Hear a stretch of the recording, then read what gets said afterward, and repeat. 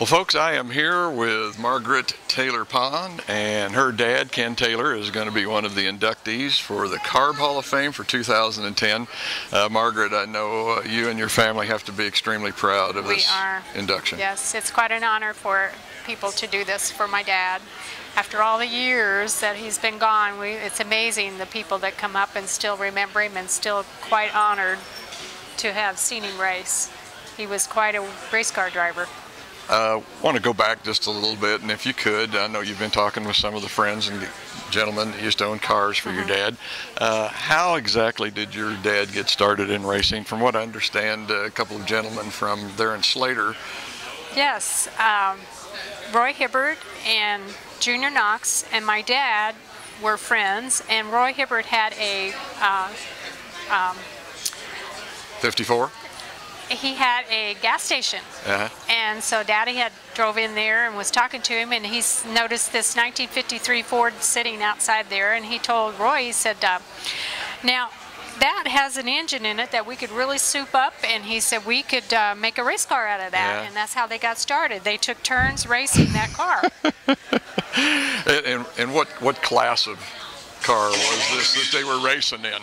It was like an old coupe car. It was a 1953 Ford coupe. Goodness. So that's how they got started.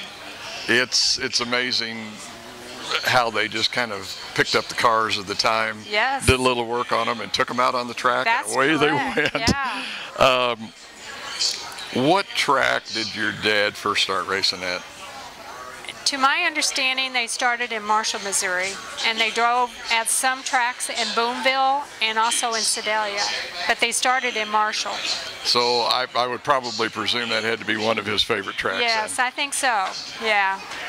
So later on, Larry McCallum from Sedalia started building some cars, and your dad started driving for him, and they were together for quite a while. Yes, Daddy drove from them, I think maybe 6 or 7 years, and had a very, very successful run with them, with the McCallum brothers. I was going to say, I think we've got a number on the number of features that he would. Yeah, it was amazing. I think, well, 66, does that ring a bell? Features, if I remember right. Well,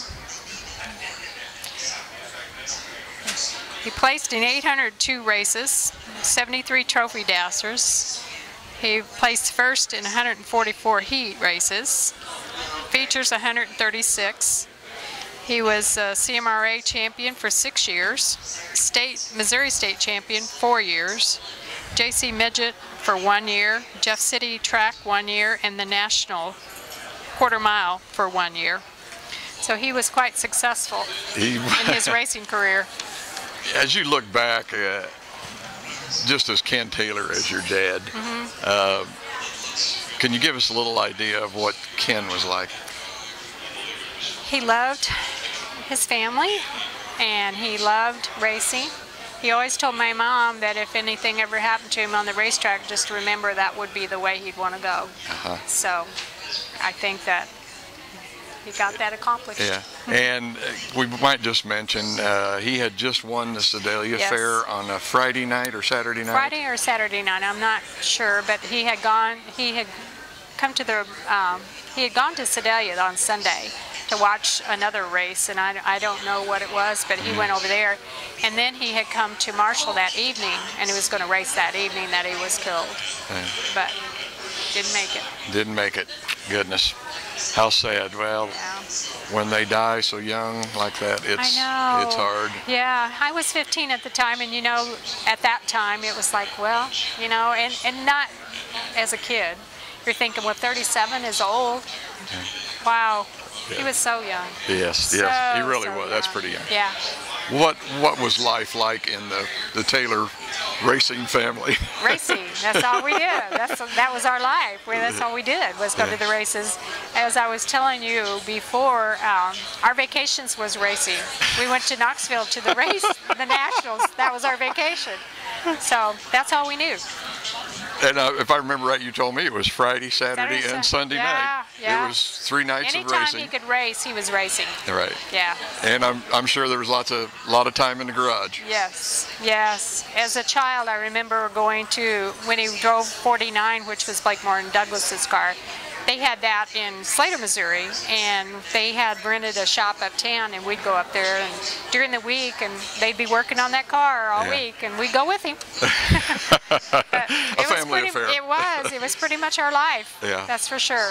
I know one of the high points of your dad's career, besides winning multiple state championships at the Missouri State Fair, had to be a 4th place finish that he had at the Knoxville Nationals in, I believe, 1966. Yes. Yes. Did he talk much about that, or do you remember much? I don't remember. We were young enough that, that was always the talk. It was no big deal for us because it was another race. So I don't recall it being talked about a lot, but I don't know. Yeah. I don't remember. I was going to say it had to be, because that really was where, drivers from across the United States came there and met. And of course, that was back in the old days before the big teams. Yes. And it was just individual guys, and really showed the mechanical ability and fabrication skills that they had. Oh, yes. As well as the guys that were mechanics and built the motors to be able to go there and to win that, or even place high. Yes. It was quite an accomplishment. Do you have some kind of an amusing story you might be able to tell us about one of your father's experiences racing in that era? Yes, I do have.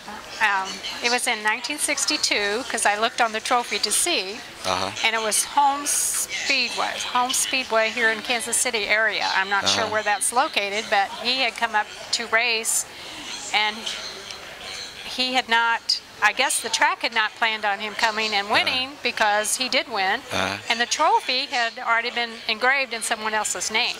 So they had to make him a trophy, which they did, and then his name was on that trophy. But yeah, I'll never forget that one. That was quite interesting. They didn't count on Ken showing up. No, they did not. They did not count on him winning, that's for sure.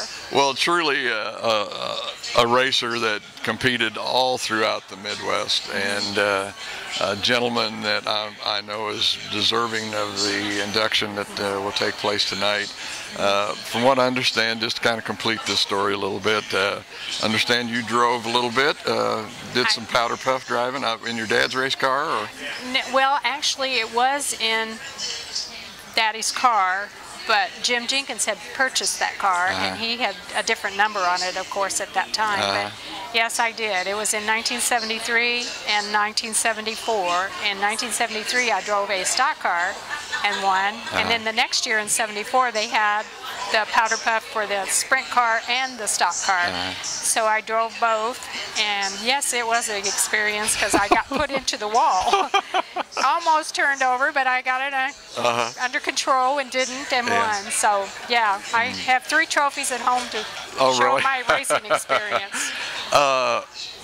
If there was one thing that you might think your dad would be remembered for in racing, I think when we talked on the phone, you said that other racers mentioned to you that he was very helpful at the racetrack, would help anybody out do anything. In an article I was reading, since I talked to you last, I was reading some of the articles that was in the paper, and it said in there that he was always a gentleman to the race car drivers, and also he gave a lot of his trophies up to the fans. To the kids? Yes. Yeah, oh, hey, that's tremendous. That is tremendous. I mean, how many of them can you store anyway? I know, that's true. But we do have a few left. Now, a lot of them got tore up through the years, because that's the way it happens. We got four girls. Yeah. But yeah, we do still have a few of them. Yeah. One story that I might relate that I think is very interesting, and I'm sure means a lot to you.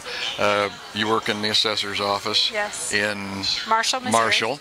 And you say you have a picture of your dad behind you, and people come in to this day and say, I knew that guy. They do, and they go, he was the best driver around, and he was such a great person, and I used to go watch him all the time.